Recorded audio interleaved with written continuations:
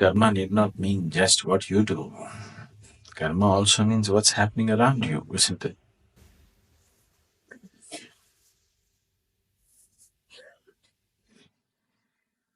If you if you're living in your home and you just tell me, I am just fine, I am following all the rules, I am okay. But in your house everybody is living some other way. It will come to you, isn't it? Will it not come to you? Whatever they do, it will come to you. You're just condoning their activity. That itself is karma, isn't it?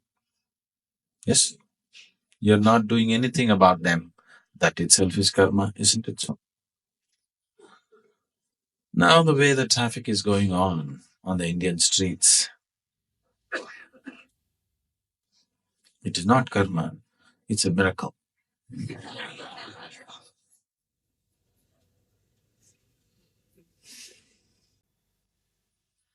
A while ago, I had been to the Mauritius Islands, and after that, a few people from Mauritius visited India. 5 generations ago, their forefathers went to Mauritius from Tamil Nadu as indented labor.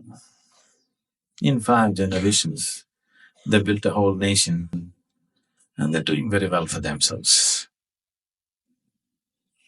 Now this longing came, they want to go and see their roots. They've never been to India, so they came and landed in Chennai. Once you land in Tamil Nadu, you must do the temple tour. How can you escape that? So they went on a temple tour. So they went Tanjavur, Madurai, this, that, everything. A week-long tour, and then they came down to Coimbatore. So they were asked, it must be quite an experience to come back to the land of your forefathers after over 125, 140 years actually. So they said many things. One interesting thing they said was, they said, in India, God seems to be working overtime because the streets, you're driving, children will just go under your car from here and they come out that side. All kinds, people are living on the street, people, literally the families are living on the street and people keep driving full speed and nobody gets killed. They do, but because we have 1 billion, we don't notice the death. Yes. When you have too many things on your hand, you can't count, isn't it? So they said God is working overtime in India. Maybe sometimes he takes a break.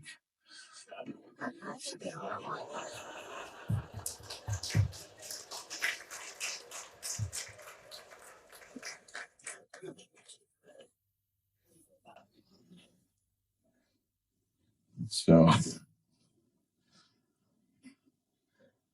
accidents happen everywhere in the world, but not the way they happen here. Here, if you reach your home, it's an accident. If you don't have a scratch on your car, it's a miracle, isn't it? The kind of proximity and pushing we're doing around in the traffic, if you don't have a single scratch on your car, it's definitely a miracle. Otherwise, it's not possible.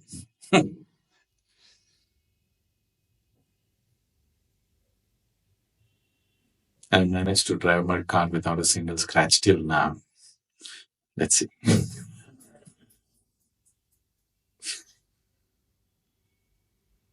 Things are happening around us. The biggest problem with Indians is just this. What is right in front of their eyes, they don't see, but they see everything else that they cannot see. It's a major problem in the country, not a simple problem. And it's not a joke, it's a tragedy. Because If a man falls dead, we have a fantastic explanation how his ancient karma has taken over today. You know, somebody sleeping on the street side. If they get run over, now we know how their bad karma, worked upon them. They must have been dreaming of bad things. That is why God Himself drove in the form of a drunken youth and took away their lives. We have fantastic explanations for absolutely inhuman situations, which gives us a certain insulation. We don't have to look at it. We don't have to act upon it. Because after all, everything is just going right. According to the karmic cycle and God's will, everything is just happening right. You should not disturb such divine phenomena, isn't it? Yes? Taking action against such divine phenomena will not be good, isn't it? So, youth like you, don't add to this tragedy. Stand up and do something about your life and life around you. It's very, very important. Is this bad luck? Somebody got killed, is it bad luck? Karma? If you don't know karma business, you say it's just bad luck, right? I want you to understand, human life happens here only to the extent we manage it. If you don't manage it well, everything will go bad. The problem with people is they apply these fancy philosophies of theirs only to some extent in their lives. Apply it all the way and see what will happen to you. You can't live a day, isn't it? Yes? You stretch it all the way into your life and see you cannot exist for a day. This is entertainment. This is all just entertainment in people's mind that they want to just play with it, not really bring in 100%. If you bring in 100% within a day, you will realize it's all hoax, isn't it? Yes or no? So we don't do what we have to do. See, the Creator has given you the intelligence, not to put it on freeze, but to use it right. It is on freeze simply because of one of the reasons is all these stupid ideas about life. Not just this, all kinds of ideas you have about life, you just keep it aside. Just see how active and alert your intelligence will become. Yes, no ideas about anything. No ideas at all about anything. Just look at everything the way it is. You will see your intelligence will become so very active. Because you have ideas, you put it to sleep. For everything, you have a ready-made idea. So no need to look at anything. Wasted evolution, isn't it? It took millions of years to develop this, and now we are not using it. We think we are going to save it for future generations. No, if you use it, there will be planet for future generations. If we don't use it, there will be nothing for future generations. Namaskaram, Sadhguru. We have often heard you say, be with me. How can I truly be with you? So, being with me, first of all, what does it mean? Is it about being with someone? Is it about thinking about them? Is it about generating thoughts and emotion about them? No. Being with me is just about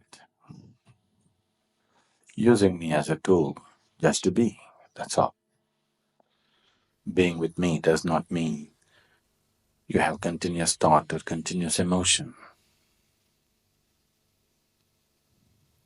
The psychological processes, whatever you do, all the play of thought and emotion that happens within you, whatever it may be, it can only be a way of paving the way. It is not the journey. Now,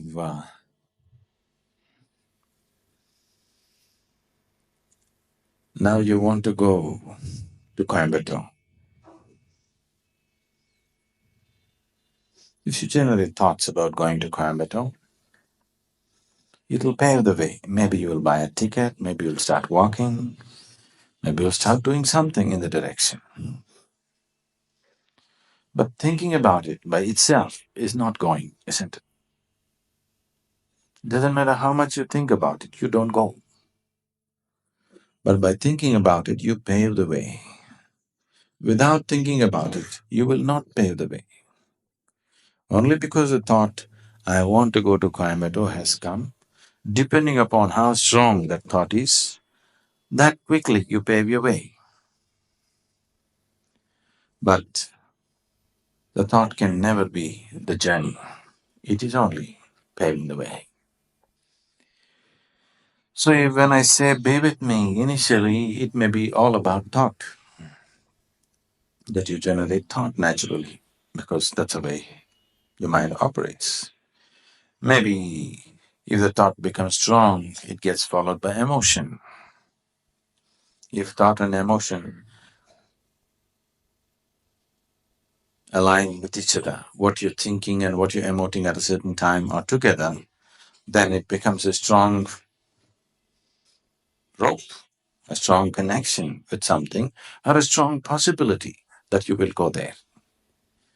If you're thinking and feeling strongly about something, you will naturally go there, isn't it so? Whatever that is. Now today you want to go to the cinema, not the satsang. If you're thinking and also feeling strongly about it, what's the latest cinema? Hmm? What's it? What is the latest cinema right now? I? Go.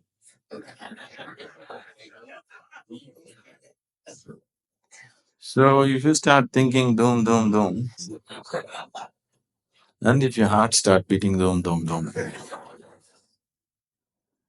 invariably you will end up there, isn't it? The thought itself doesn't take you there, but it paves the way. It gives the necessary impetus in you to move in that direction. But still you have to walk to doom. How much ever you think about it, you will not end up in doom, isn't it? You still have to walk. So thought and emotion are just instruments to pave the way, but never the journey. This is a simple distinction, but unfortunately, most people do not get this distinction. They think thinking about something is already being there. Somebody told you Bhaja Govindam. What it means is, now what's Govindam means? Go means cow. Govinda is one who herds the cows, a cow herd. Think of the cow herd means the one who herds the existence. I mean, that's a point of reference that now it is not being said you think about the cow herd, saying your mind should think about the cow herd. Modamate, foolish mind, think of the cow herd. Because only if the mind thinks about the cow herd, then it'll pave the way for you to walk in the direction. So thinking about God, people ask you to think about God, not because it is a reality, because by thinking about it, it will set a direction to your life, that's all. So being with me, when I say here, I'm not telling you sit there and think about me. That's a pretty bright thought.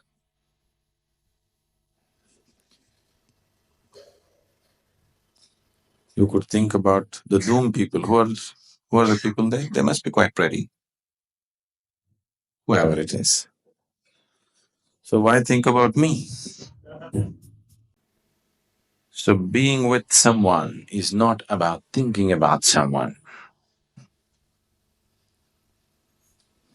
Once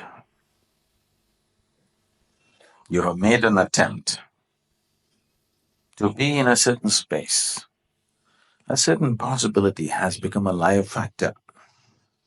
It is no more a thought. There is a certain live possibility. A certain investment of energy has been made. Unfortunately, most of the spiritual process on the planet is just passing off as psychological exercises, where there is no investment of life, where there is no activation of life. It is all about thought and emotion. It will just go on as a psychological process. Psychological process means it is your creation. Yes? Is it your creation? If you get too involved in your own creation, you will miss the Creator's creation, obviously. That's all that's happening right now. Whether you're thinking about doom or Sadhguru or God or devil, it doesn't matter. If you get into too much of psychological process, it is your creation. If you get too enamored with your own creation, you will miss the Creator's creation, obviously. This is the only source of misery if you really look at it. This is the only source of confusion in people. Confusion is only in your mind, isn't it? Is there any confusion in the creation? There is no confusion in the creation. Confusion is only in the mind because you have attached too much importance to the psychological process. It is your creation.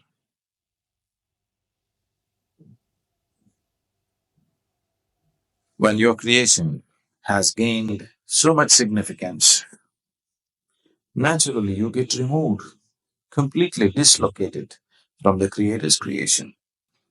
That means from reality you are moving into the hallucinatory. Whether the hallucination is about God or Guru or cinema or money or whatever, it doesn't matter what is the hallucination about.